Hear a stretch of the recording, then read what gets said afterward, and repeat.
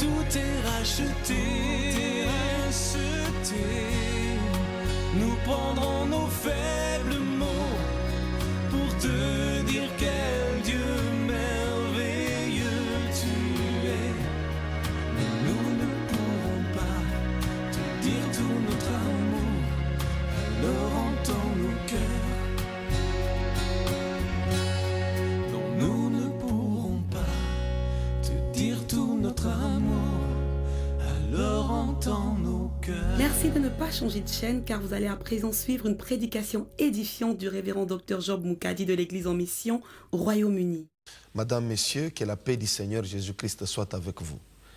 Le message que nous avons aujourd'hui a pour thème Jésus-Christ homme. Le but de notre message d'aujourd'hui est de conduire chacun de nous à mieux comprendre la divinité de Jésus-Christ à travers son humanité.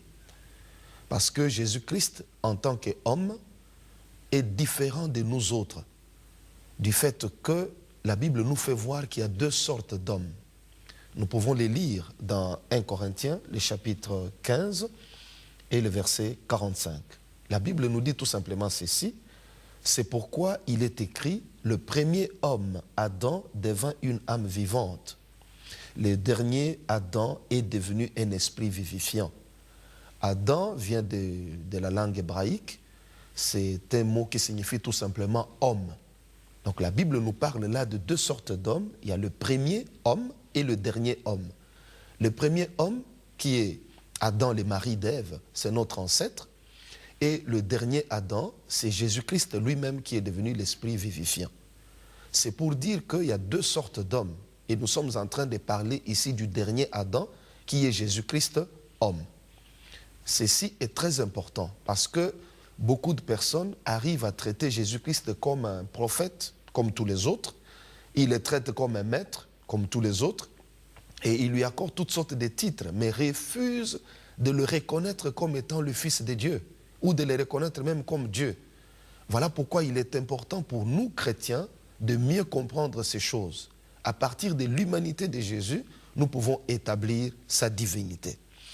Alors, il y a un seul médiateur entre Dieu et les hommes, Jésus-Christ homme. Pourquoi nous avons eu besoin d'un médiateur? C'est justement parce que nous avions péché et que le salaire du péché, c'est la mort. Dieu avait dit, homme, tu es poussière, tu retourneras dans la poussière. En disant cela, il montrait clairement qu'ayant péché, l'homme ne pouvait parvenir à la justice autrement qu'en payant. Il devait payer, c'est pourquoi ce qu'il avait fait. Il avait commis une faute et il fallait qu'il paye. Il devait mourir. Mais Dieu, dans son amour, il voulait sauver l'homme. Voilà pourquoi il a trouvé qu'il n'y avait qu'une seule solution. C'est envoyer son Fils unique, Jésus-Christ, mourir à la place de l'homme qui était condamné. Car l'homme ne pouvait pas mourir pour lui-même et se sauver. Tout homme qui meurt, il le meurt pour lui-même et il meurt pour toujours. Il ne peut pas se sauver lui-même. C'est pour cette raison qu'il fallait un homme qui n'avait pas de péché en lui, un homme qui n'était pas de la même essence, un homme qui n'était pas fait de la poussière. C'est pour cela que Jésus-Christ devait venir dans le monde. En lisant les Écritures saintes, nous trouvons que l'apôtre Pierre, devant les autorités juives, il leur a dit clairement qu'il n'y a aucun autre nom qui ait été donné parmi les hommes par lesquels nous pouvons être sauvés si ce n'est le nom de Jésus-Christ. Il fait donc du nom de Jésus-Christ une exception. C'est un nom différent de tous les autres noms ici sur la terre. Nous devons prêter attention à cela parce que c'est le seul moyen que Dieu a donné à l'homme pour que l'homme soit sauvé. Souvenons-nous de notre thème, Jésus-Christ homme. Pour établir la divinité de ce Jésus-Christ homme, certains ont cru qu'il était nécessaire d'inventer une certaine doctrine, ce qu'on appelle l'Immaculée Conception de Marie, pour établir la divinité de Jésus. Cette doctrine dit tout simplement que Marie, la mère de Jésus, fut conçue exempte du péché originel, ce qui est déjà quelque chose qui n'est pas établi par la Sainte Bible. Nous savons qu'au sein même de l'Église catholique, Il y a eu beaucoup de problèmes autour de cette doctrine, il y a quelques siècles de cela, avant que ces dogmes ne soient édités par le pape Pie IX en 1854. Il y a eu beaucoup de débats au sein de l'Église même, et il y avait l'archevêque de Paris, Sigour Auguste, qui s'opposait aussi à cela. Mais à un moment donné, il a dû se soumettre parce que la majorité des prêtres, des archevêques avaient accepté ces dogmes. Et il s'est soumis. Mais un prêtre de son église, Jean-Louis Verger, a dû le poignarder 3 ans plus tard. Pourquoi? Parce qu'il n'avait pas supporté que son archevêque adhère à ces dogmes. C'est pour vous faire comprendre que c'était quelque chose de grave. Les hommes n'avaient pas accepté cela directement comme ça, tout simplement parce qu'il y avait quelque chose qui ne pouvait pas permettre à cette femme, à Marie, la mère de Jésus, d'être considérée comme déesse, comme cet homme l'avait déclaré. Il a dit tout simplement, point de déesse, en poignardant l'archevêque Auguste. Il avait bien compris la doctrine, que lorsqu'on déclare un être humain qu'il est sans péché, cet être humain est considéré comme Dieu. Nous n'encourageons pas cet extrémisme, nous condamnons cet extrémisme, cette façon de faire les choses. Mais nous disons tout simplement que tous ne s'étaient pas entendus. Mais seulement, ils devaient se soumettre. Et en lisant ce genre de choses dans l'histoire, nous pouvons comprendre qu'aujourd'hui, en lisant tout simplement la Bible, nous arrivons à trouver l'essentiel en ce qui concerne la divinité de Jésus. Lorsque l'ange visite Marie, les choses sont simples. L'ange salue celle à qui une grâce a été faite. Ceci nous permet tout simplement de comprendre que Marie était bénéficiaire de la grâce comme tout être humain. Et une grâce, c'est une faveur imméritée. Le problème n'était pas Marie. Il fallait bien trouver la personne qui devait sauver l'humanité. Et cette personne n'était pas Marie, mais l'enfant qui devait naître d'elle. Et en lisant les Écritures saintes, nous trouvons que notre Seigneur de gloire est né différemment. Marie a posé la question à l'ange. Je ne connais point d'homme. Comment est-ce que cela va se faire? La réponse de l'ange était claire. Le Saint-Esprit viendra sur toi. Le Très-Haut te couvrira de son ombre. Voilà pourquoi le Saint-Enfant qui naîtra de toi sera appelé Fils de Dieu. Autrement dit, Jésus ne devait pas naître dans une union conjugale. C'est-à-dire, il ne devait pas naître d'un homme et d'une femme. Il devait naître différemment. Sa naissance est une naissance différente qui nous permet de voir déjà ce qui se passe. Ce qui se passe est que, en lisant Jean chapitre 1er, du 1er verset au 14e verset, la Sainte Bible nous donne l'explication claire. Il est écrit qu'au commencement était la parole était avec Dieu et la parole était Dieu. Et nous trouvons plus loin, au verset 14e, il est mentionné, la parole a été faite chair. Ceci nous permet de comprendre que Jésus-Christ est différent du premier Adam. Le premier Adam est de la poussière faite chair, c'est-à-dire vous et moi, nous sommes de la poussière faite chair. Mais Jésus, le dernier Adam, le dernier homme, il est la parole qui a été faite chair. À partir de ce moment, nous comprenons que nous sommes totalement différents de lui. Sur le plan morphologique, sur le plan de la forme, Jésus-Christ avait la même forme que n'importe qui. Mais sur le plan de la quintessence, on trouve Jésus-Christ tout à fait différent. Tout en lui était vie et éternité. La parole qui était au commencement, c'est cette parole-là qui a été faite chair. Jean 1, 14. Jésus-Christ n'est pas de la poussière faite chair. Voilà pourquoi la mort ne pouvait pas les retenir. Voilà pourquoi les liens de la mort ne pouvaient pas les retenir. Il devait vaincre les liens de la mort. Parce que la malédiction selon laquelle « Homme, tu es poussière, tu retourneras dans la poussière » ne le concernait pas. Ne concernait que des hommes comme vous et moi, nous qui sommes de la poussière faite chair. Mais lui, il faisait exception Voilà pourquoi les liens de la mort ne pouvaient pas le retenir. Une fois cette base comprise, nous pouvons avancer. Nous pouvons comprendre maintenant que Jésus-Christ homme, c'est Dieu qui est venu en chair pour nous sauver. Parce que lorsqu'on dit le Fils de Dieu, il faudra savoir que si l'enfant d'un homme, c'est un homme, si le petit d'un cheval est un cheval, etc., le Fils de Dieu est Dieu. On ne peut pas nier cela.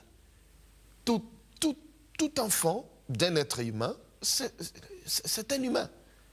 Le petit d'un cheval, comme nous l'avons dit, c'est un cheval. La petite d'une chèvre, c'est une chèvre, etc., etc. Donc nous ne pouvons pas nier que le Fils de Dieu soit Dieu. C'est un problème de la nature. Il est de la nature divine, Jésus-Christ. Et la Sainte Bible nous le fait voir dans plusieurs passages. Mais notre objectif ici est de démontrer, de conduire chacun de nous à mieux saisir cette divinité de notre Seigneur à partir de son humanité. Donc nous comprenons par là que dans tout son être, Jésus-Christ était différent. Ses cheveux, ses ongles, son sang, sa peau, ses os, tout était parole. Et lorsqu'il est mort à la croix, la Bible nous dit qu'il a versé son sang. On avait percé ses mains, on a percé ses pieds. Jésus-Christ a souffert, son côté a été percé d'une lance. Son sang a coulé. Je voudrais seulement attirer votre attention pour vous faire comprendre que le sang qui avait coulé de la croix n'a pas pourri sur la terre, n'est pas redevenu poussière. La Bible nous le dit clairement dans Hébreux chapitre 9, qu'en entrant au ciel, Jésus-Christ est entré avec son propre sang. Il a ramené ses sangs au ciel. Autrement dit, le sang qui avait été répandu à la croix n'a pas pourri sur la terre. Mais ce sang est retourné là où il était venu, parce que ce sang, c'est la parole. Et la parole ne peut pas pourrir. Il est retourné avec ce sang, il est entré avec ce sang au ciel, et la Bible nous le dit que ce sang intercède pour nous jusqu'aujourd'hui. Parce que c'est le sang qui parle mieux que le sang d'Abel. De tels éléments nous permettent de comprendre que même si Jésus-Christ avait fait la pédicure, la manucure, même si on lui avait coiffé un jour, ses cheveux ne sont pas devenus de la poussière.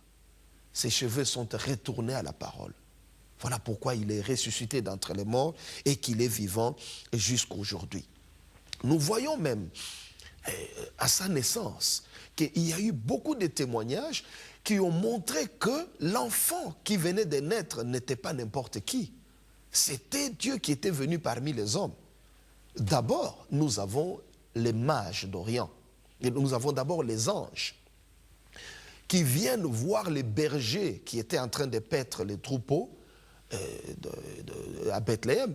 Ces bergers ont vu les anges venir et chanter gloire à Dieu dans les lieux très hauts et paix sur la terre parmi les hommes qui l'agréent.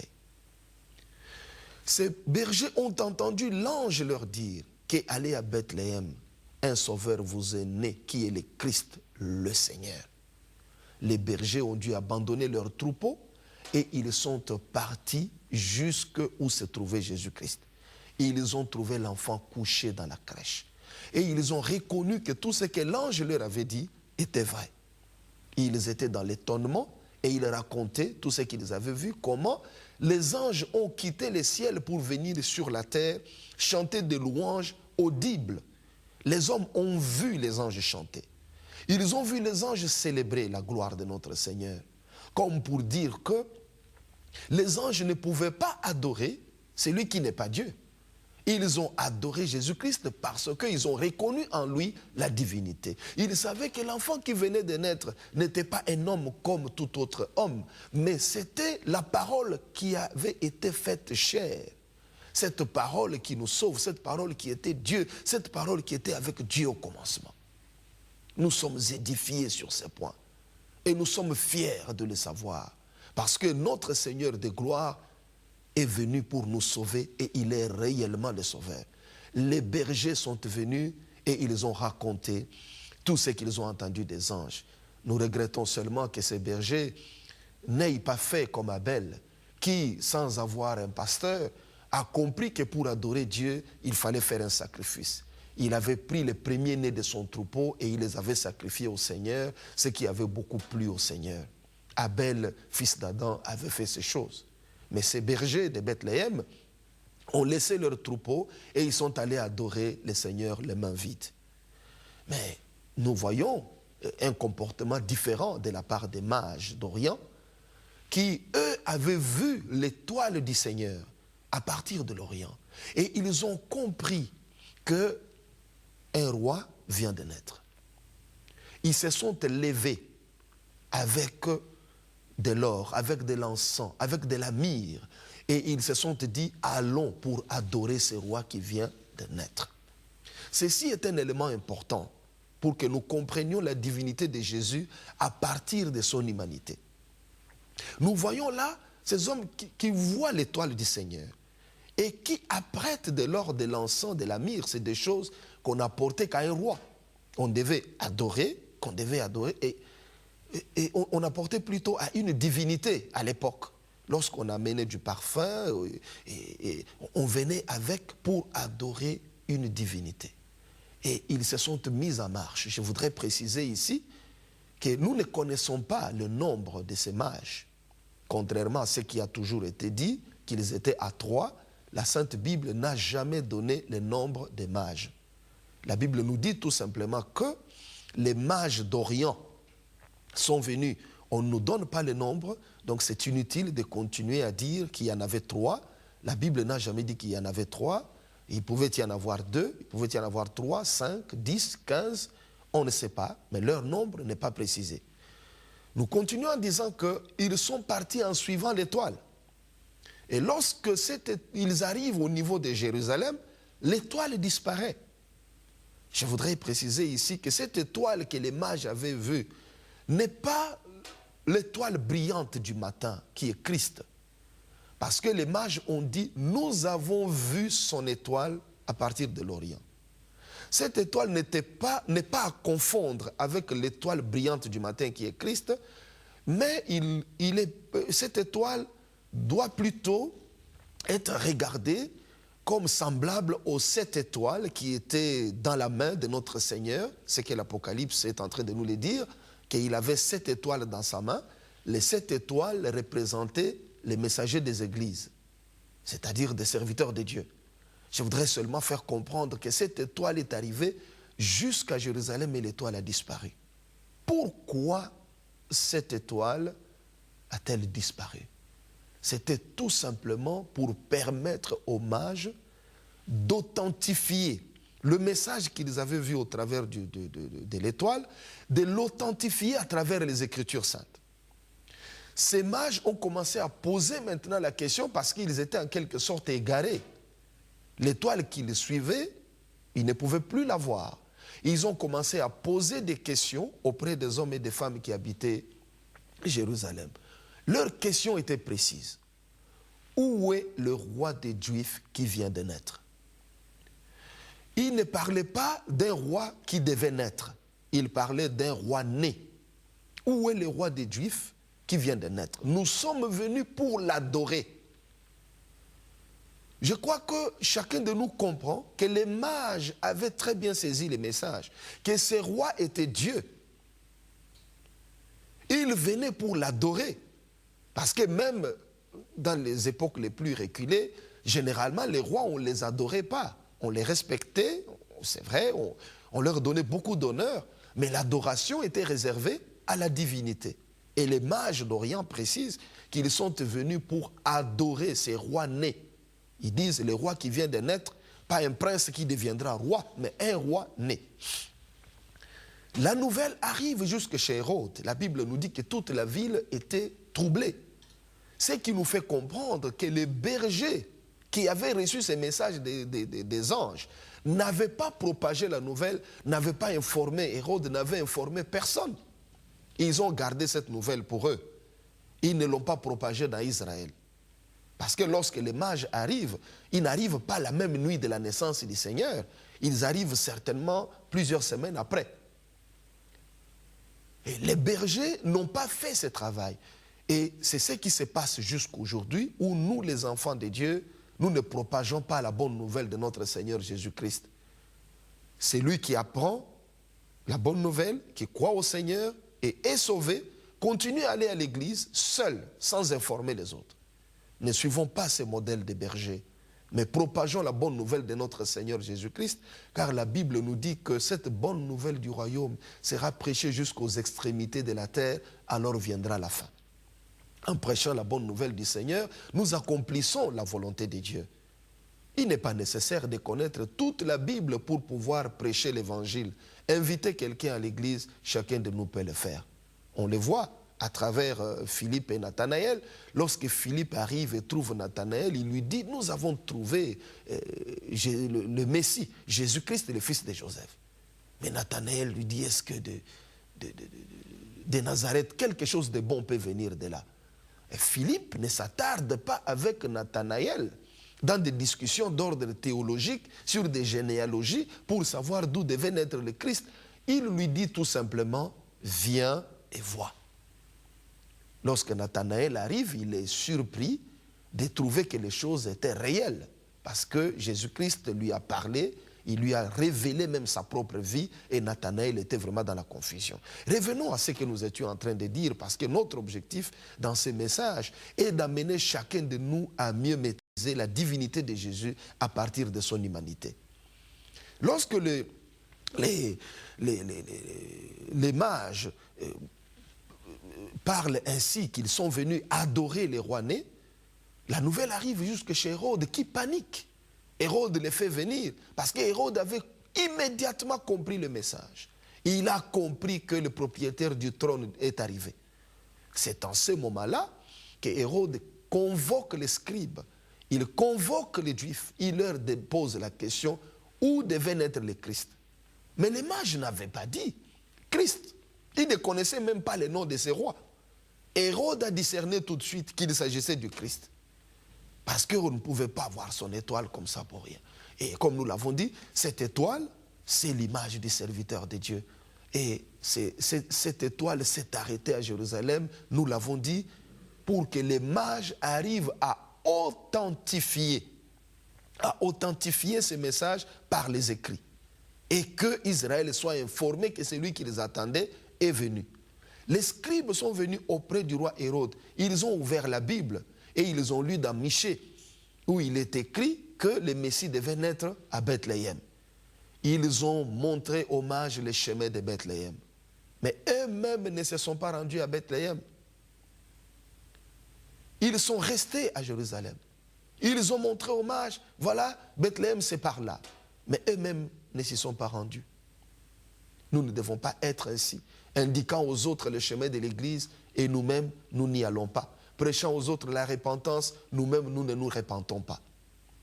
Nous ne devons pas être comme ces scribes, mais devenir des hommes modèles auprès du peuple de Dieu. Les mages sont partis. C'est en partant maintenant que l'étoile réapparaît. Je voudrais seulement dire que le comportement de cette étoile doit nous interpeller, nous les serviteurs de Dieu, que nous devons tout faire, vraiment tout faire, de sorte que ce que nous prêchons soit conforme avec les Écritures saintes. L'étoile a guidé les mages vers le Christ. Mais l'étoile a voulu rendre conforme son message aux Écritures saintes. Voilà le sens de l'escale de Jérusalem.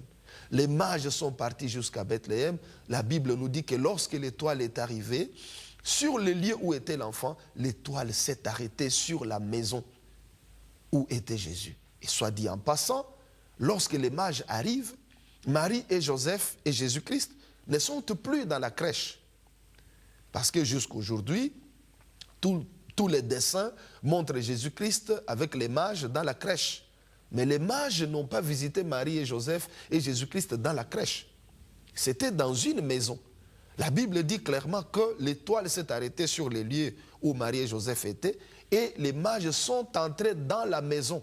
Ils avaient déjà trouvé un logement. Les mages sont entrés dans la maison, ils ont vu le petit enfant, ils se sont prosternés, ils ont adoré. Après avoir adoré, ils ont ouvert leur trésor et ils ont donné de l'encens, de la myrrhe, de l'or. Ils ont adoré le Seigneur en ouvrant leur trésor. Comme nous l'avons dit tout à l'heure, les bergers, eux, étaient venus main vide. Ils n'ont pas pu imiter le premier berger Abel qui avait adoré le Seigneur avec le premier-né de son troupeau. Eux, ils sont venus main vide. Et ils n'ont loué le Seigneur qu'en partant. Ils ont commencé à louer le Seigneur. Mais ils n'ont pas fait comme les mages. Pourtant, c'était des Juifs qui connaissaient la parole de Dieu. C'est leur sauveur qui venait d'arriver.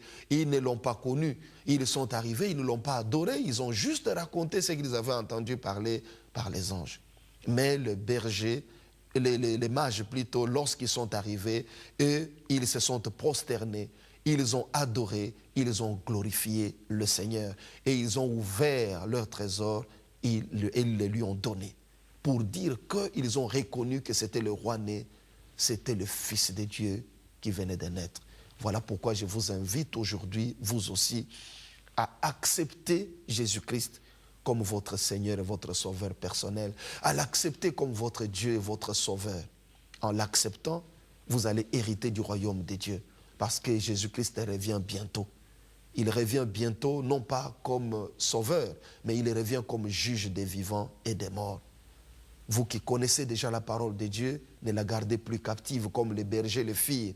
Ils ont vu le Seigneur, mais ils n'ont pas répandu la nouvelle dans Israël. Lorsque les mages arrivent, Jérusalem ne comprend pas que Jésus-Christ est déjà venu. C'est ainsi que beaucoup de personnes vivent autour de nous sans connaître le Christ. Vous qui connaissez déjà Jésus, appliquez-vous à transmettre sa parole aux autres, à inviter les autres et à fréquenter les églises. Si vous avez déjà abandonné d'aller à l'église, reprenez le chemin de l'église. Vous en trouverez toujours une qui est bonne. Il ne manque pas d'homme de Dieu dans une ville. Vous en trouverez toujours un qui vous fera plaisir. Que le Seigneur, mon Dieu, vous bénisse. Le docteur Job Mukadi a publié plusieurs ouvrages dont L'autre lecture de l'Écriture, Christ n'est pas mort en vain, Tu aimeras, Christ n'est pas mort en vain version révisée, Le pouvoir, la richesse et la gloire, Le succès par notre esprit et Le tombeau perdu de Jésus, la réponse de l'Église.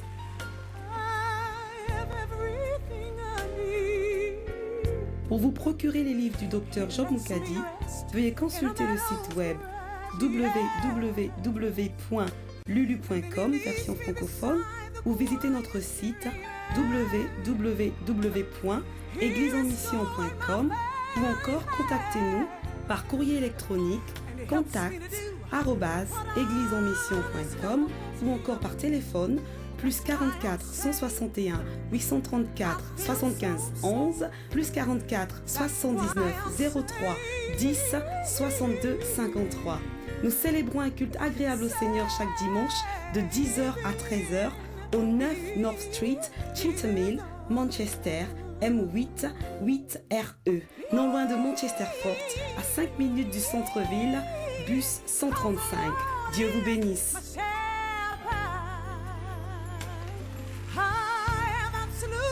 Everything I need, He lets me rest.